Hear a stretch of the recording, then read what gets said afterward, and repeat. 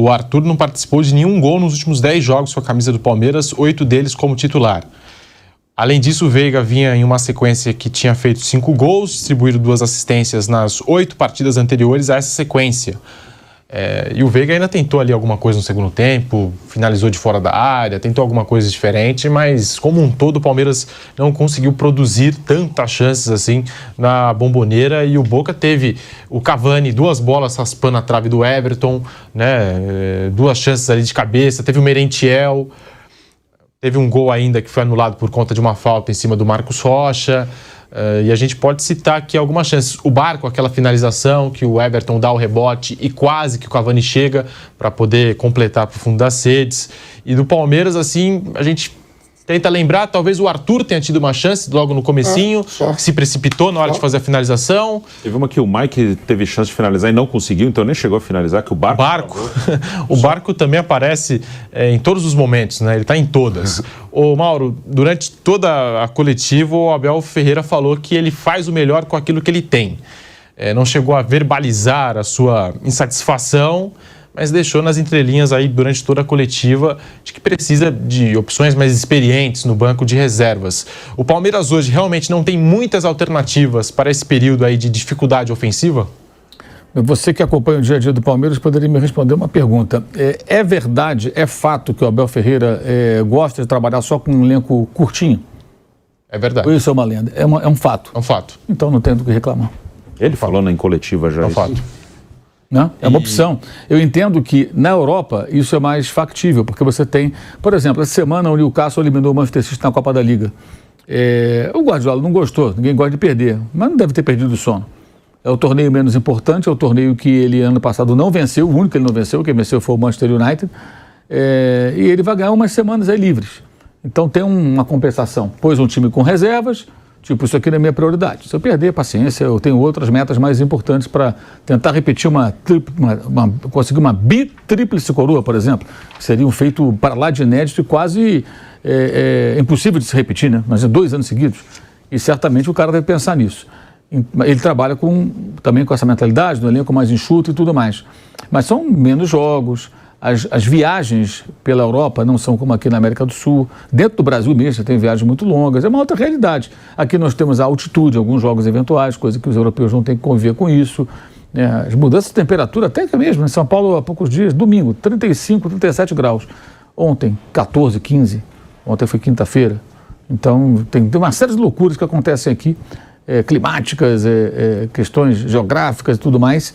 Então, é uma escolha perigosa. Eu sempre disse isso desde o começo do ano.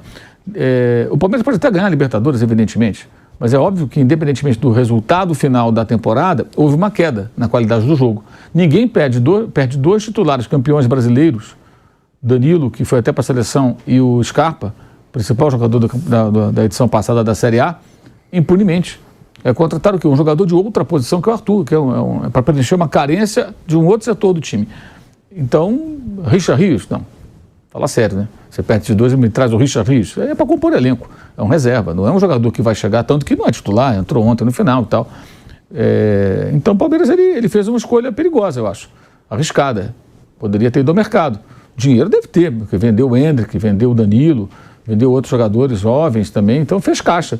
Eu imagino que o clube tenha condições de fazer contratações, mas se fez essa escolha por um elenco enxuto, é o preço que paga. Ainda pode ser campeão, evidentemente, mas é nítida assim, a queda de rendimento da equipe. Mas tem o Veiga, né? Só o Scarpa tem o Veiga. Você tinha o Scarpa e o Veiga. Essa é a grande diferença.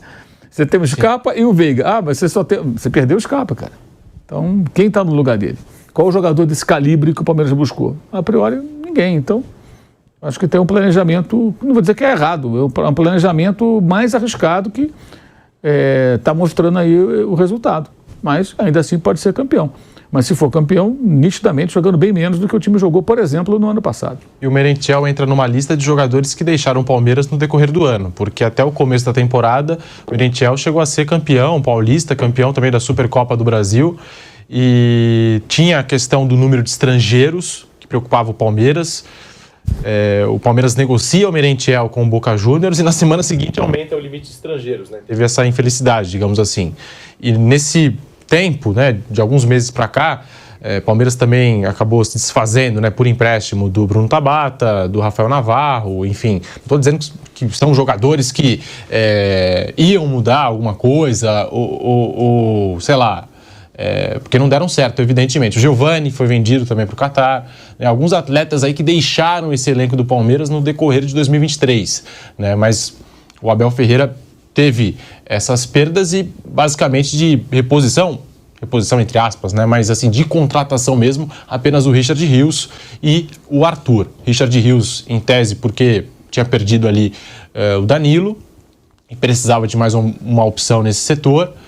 E o Arthur numa posição diferente para o lugar do Gustavo Scarpa, que é um meio armador, joga mais centralizado. O Arthur é jogador de beirada de campo, né? São características diferentes. Então, a gente está aqui falando desse Palmeiras, das opções, Vampeta. O Abel Ferreira, que durante a coletiva mostrou aí um pouco de insatisfação com o fato de não ter jogadores experientes no banco de reservas. Como você mesmo falou, né, Pedro? Você cobre bem lá o Palmeiras, né? Gosta de trabalhar com um elenco curto. Então não pode reclamar também, né? Ele está numa semifinal de Libertadores. Ele está na segunda colocação do Campeonato Nacional, né? 7 pontos atrás do Botafogo. Então, assim, sempre quando o calo aperta, a discussão, né? Outro dia eu estava vendo um companheiro nosso falando, o Palmeiras nunca perde, né? Sempre quando perde, tem problemas, arbitragem, tudo. Se perde, se ganha. Ele tem que fazer o time dele agora jogar no jogo de volta, ganhar por uma vitória simples, para ir uma final do Maracanã. Nada mais do que isso. E em relação a contratações, aqui eu repito de novo, tudo passa pelo Abel e comissão técnica, né? Quem chega e quem sai. Saiu o Patrick de Paula, saiu o Verón, saiu o que machucou lá na Rony, né? Não, que machucou no Catar? O Giovani. É tudo com a aval do Abel. Sai, Wesley sai e chega com a aval do Abel. Danilo, todo mundo, né? Mas não pode reclamar também, não. Até achei aqui uma declaração dele depois do jogo com o Atlético Mineiro. Ele fala, prefiro ter um elenco curto e arriscar do que ter 30 e alguns chateados porque não jogam. Então ele tá junto, né, nessa decisão da diretoria do Palmeiras. Tudo passa por ele. Tá junto. E até em cima disso, por exemplo, o Palmeiras contratou o Flaco. O Flaco Lopes não consegue ter uma sequência. Não consegue ter uma sequência. 10 milhões dá quase 50 milhões de reais. A gente está falando só dos jogadores da base, mas a contratação aqui vai, o Flaco Lopes. O Palmeiras depositou toda essa grana aí, uma das maiores contratações da história do Palmeiras, se não a maior. Né? Não consegue jogar. Eu acho que ele é muito pouco utilizado pelo valor. Consegue jogar. Que ele foi comprado. Nós vamos para um rápido intervalo na Rádio Jovem Pan e já voltamos com Bate Pronto para você. Seguimos aqui no canal do YouTube Jovem Pan Esportes. Dá tempo de a gente ouvir o Abel Ferreira mais uma vez? O Abel Ferreira falando sobre o jogo de ontem. Vamos acompanhar o técnico do Palmeiras. Viemos jogar um estádio mítico, um estádio com uma atmosfera espetacular, uma grande energia. Disse isso aos jogadores quando saiu o sorteio. Queria muito vir aqui, desfrutar deste espetáculo, perceber como é que era e sentir este ambiente. Jogo difícil, jogo de Libertadores, são sempre jogos difíceis, com um jogo onde o nosso adversário, o Boca, foi ligeiramente superior em casa. Teve uma grande oportunidade na segunda parte em que o Everton fez uma grande defesa. Penso que nas transições que tivemos podemos ter sido bem mais agressivos e no último terço poder fazer golos, mas é acreditar agora em nossa casa, os meus jogadores terem calma, perceberem que fomos a equipa que fez a melhor campanha, que fez mais golos, que tem uma série de recordes, que nasceu para fazer história, e disse-lhes a eles: nós vamos continuar a fazer história e agora é nossa casa para decidir. Olha, nós temos uma equipa muito equilibrada e que defende desde o nosso centroavante até o nosso goleiro. E para tu ganhares competições deste nível tens que ser uma equipa consistente e boa defensivamente. O Everton hoje fez um jogo bem equilibrado, fez uma defesa muito importante, se bem que eu acho que ele podia ter agarrado a bola antes. Sim. Acho que ele fez isso de propósito, deixou a bola passar para depois fazer uma grande defesa. Eu acho que ele já podia ter agarrado a bola antes no cruzamento. E a nossa equipa coletivamente teve bem defensivamente. Acho que saímos para o contra-ataque, tivemos, por exemplo, 2 saídas dele, uma delas que rematou, melhor das duas, as duas rematou, uma já dentro da área, mas foi jogo difícil, sabia que ia ser um jogo difícil aqui. O Boca tem as mesmas aspirações que nós, mas esperar agora em nossa casa, jogamos em nossa casa, perante o nosso público, conhecemos bem os cantos do nosso campo, e procurar desde o primeiro ao último segundo, com maior dificuldade, com menos dificuldade, nos 90 minutos, nos penaltis, onde for, fazer tudo para estar na final. Essa é a nossa intenção. Tá aí a palavra do técnico Abel Ferreira. Boca Juniors 0, Palmeiras também 0, jogo da volta, o segundo jogo aí desse confronto pela semifinal da Libertadores da América, na próxima quinta-feira aqui em São Paulo, no Allianz Parque, às 21h30. Estamos retornando pelas ondas do rádio em todas as plataformas com o bate-pronto desta sexta-feira, já na regressiva. 3, 2, 1... Estamos de volta pela Rádio Jovem Pan, em toda a rede Jovem Pan News, já fazendo um convite para você, porque a Jovem Pan Esportes agora tem um canal oficial no WhatsApp, com todas as informações, as notícias do clube do seu coração, também os cortes aqui dos programas, né, canelada, bate-pronto, e você pode nos seguir no WhatsApp. O link está aqui na descrição do vídeo, tá, galera? Você abre o link, se inscreve aí no nosso canal oficial no WhatsApp, segue o nosso canal e pronto, você já vai ter todas as novidades da Jovem Pan Esportes na palma da sua mão. Então tá dado o recado aqui. Você que nos acompanha pela Rádio Jovem Pan, link na descrição do YouTube, canal do YouTube Jovem Pan Esportes. Você vem com a gente aqui nesta sexta-feira. Já já nós vamos falar de Mano Menezes no Corinthians, anunciado oficialmente pelo Timão. Também Flamengo, que demitiu o Jorge Sampaoli. Na noite de ontem veio, né, o anúncio oficial da demissão de Sampaoli, mas para a gente poder passar a régua aqui no assunto Palmeiras e Boca Juniors, mais 2 questões, tá? Primeiro, o Abel Ferreira deu uma declaração dizendo que as maiores chances do Boca Juniors foram criadas através da perda da posse de bola do Palmeiras. O Almiron do Boca Juniors ficou sabendo, acho que algum colega ali chegou a mencionar na pergunta e rebateu de forma enfática o Abel Ferreira. Nós temos a declaração do técnico do Boca Juniors, o Jorge Almiron, que falou o seguinte sobre o Abel Ferreira. Nós temos aqui com arte tudo na tela para você que nos acompanha no canal do YouTube Jovem Pan Esportes. Abre aspas.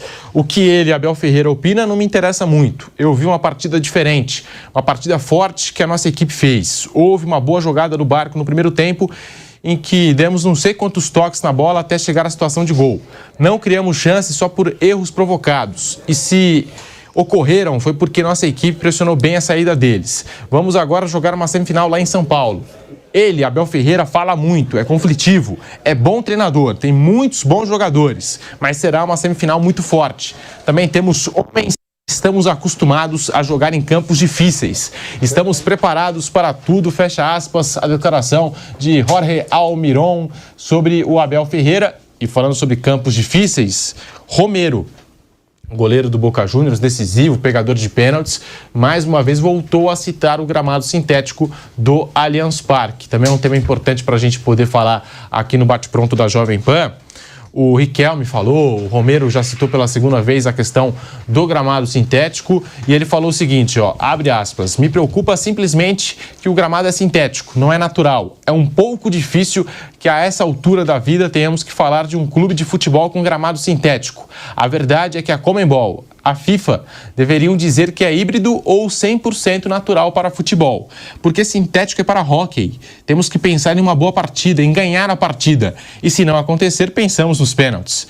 O Romero, semanas atrás, também tinha dito, tinha criticado o gramado sintético do Palmeiras, falou assim, ó, para mim a única coisa que preocupa na decisão, mais até do que jogar como visitante, é o gramado sintético que tem no estádio do Palmeiras. Fora isso, nós sabemos o que temos que fazer, fecha aspas, a declaração de Sérgio Romero, goleiro do Boca Juniors. Também o Almiron falando sobre o Abel Ferreira. De fato, eu acho que foi um bom jogo do Boca Juniors. O Cavani só tem um gol em 9 jogos, vinha sendo muito questionado pela imprensa local, pela imprensa argentina, e acho que ontem o Boca Juniors produziu, não conseguiu converter nessas chances que produziu, mas a bola chegou no Cavani e ele se movimentou muito bem, né? E a questão aqui do gramado sintético que ainda dá o que falar, Vampeta. Então, né, tá tendo aí, né, a gente sabe que o Maldo até falou isso aqui no programa passado, né, os holandeses estão tirando, vão tentar tirar os gramados sintéticos. Aqui no Brasil é muito discutido isso, né, no mundo afora aí, né, na Europa e tudo. Mas a verdade é que ele vai ter que vir jogar na grama sintética, né? O Riquelme, que é o presidente do Boca, falou isso também. E aqui ainda não mudou. Então ele vai ter que encarar. Eu prefiro, né, jogar, quando eu jogava, sempre preferi jogar na grama mesmo, normal. Eu acho que até que tem muitas lesões no sintético, lógico, se machuca também, né? É um esporte de contato, mas eu acho que você está mais sujeito a ter lesões nas articulações na grama sintética do que na grama normal. Aí você fala, mas se machuca mais gente na grama normal, porque tem mais campo de grama, né? Então ele vai ter que vir aqui jogar o segundo jogo sabendo que, né, o Palmeiras tem no seu estádio uma grama sintética, né? Isso, se fosse o Atlético Paranaense, também saberia, se fosse o Botafogo, né? Então, esse discurso aí, para mim não vale, porque ele está sabendo dentro do regulamento que se pode. Hoje se pode jogar. Então vai ter que vir encarar agora no domínio do Palmeiras, né, do torcedor do Palmeiras, um campo mais rápido, onde a bola não para, o sintético tem isso, né? E tem que encarar. Bruno Prado, tá aí de novo essa reclamação do Boca Juniors quanto ao gramado sintético do Palmeiras, do Allianz Parque, e o Boca Juniors curioso, né? Porque pode chegar numa decisão de Libertadores da América, dependendo do que for acontecer na próxima quinta-feira, sem ter vencido nenhum jogo na fase mata-mata da Libertadores. E aí, passando pelo Palmeiras, chegando numa final contra Fluminense e Internacional, também se quiser segurar um empate e ir para os pênaltis, pode até mesmo ser campeão sem vencer nenhum jogo. Essa é a pior campanha do Boca e título, né, não, Bruno? Meu Deus. A Copa permite isso, né? O time pode ser campeão sem ganhar nenhum no mata-mata. O Boca... ontem no Canelada a gente, acho que não lembro quem trouxe aqui um levantamento dos últimos 11, né? Acho que o pessoal da produção mesmo, né? Dos últimos 11 jogos do Boca em mata-mata da Libertadores, ele não fez gol em 10, assim, é uma coisa muito, muito absurda, porque além desse ano passado contra o Corinthians foram 2 0-0 e pênaltis, contra o Galo em 2021, também oitavas de final, 2 0-0 e pênalti, e na semifinal de 2020 contra o Santos, 0-0 na Bomboneira e 3-0, tá até aí, né, o que eu falei, né, que a gente usou ontem no Canelada, e os desempenhos do Boca nos últimos mata-matas. Esses aí foram dos 3 anos anteriores, não fez gol, nem na semifinal de 20, antes da semifinal fez, oitavas em 21 foi eliminado com 2 0-0 e em 22 também com 2 0-0. Esse ano ele só fez gol no empate 2-2 com o Nacional, aí 0-0 no outro jogo com o Nacional, 0-0 com o Racing 2 vezes e 0-0 com o Palmeiras.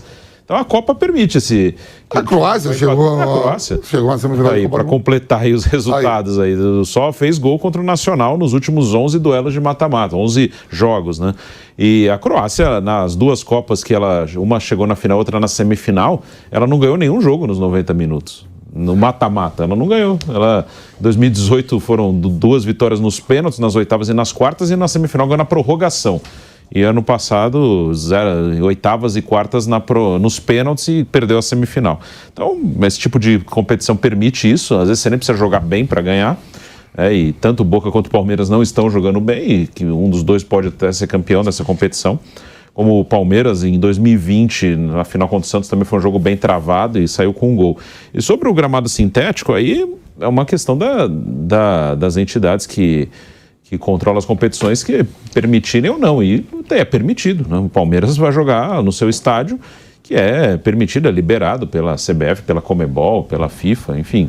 Aí você tem que avaliar se é bom, se é ruim, se você joga em gramados naturais muito ruins também, isso também acontece, tem muito gramado natural esburacado, então isso é uma coisa que tem que ser avaliada por pessoas que têm esse conhecimento técnico, né? Hoje é permitido jogar no Allianz Parque, como o Atlético, finalista do ano passado, jogou na Arena da Baixada, né? Isso aí tem que ser avaliado, se é bom, se é ruim, se é perigoso, se não é para o atleta. Eu, sinceramente, não tenho conhecimento para isso. Hoje é permitido, mas isso aí tem que ser avaliado de uma maneira técnica. Daqui a pouquinho nós vamos falar da demissão de Jorge Sampaoli.